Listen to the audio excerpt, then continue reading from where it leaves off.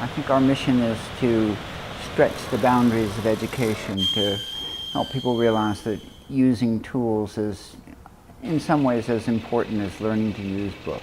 We have no written instructions when we teach. We teach using models, because to put something together and to see a three-dimensional model in front of you allows you to literally understand the way something is put together. 50 years ago, 100 years ago, the dexterity tools, the actually being able to do things, even in cooking, the world was a different place, and people and children learn skills that they don't learn anymore unless somebody puts tools in their hands and says, hey, figure out how to use these. Some kids especially are more comfortable expressing themselves with things that they can touch and manipulate, than perhaps more comfortable at that kind of expression than expressing themselves in words.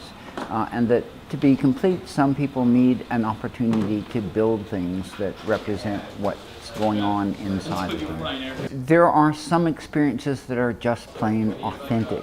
That is, that kids, you can see in kids' reaction that it's working for them, that it feels right, that it's like encountering music that you love or words that you love.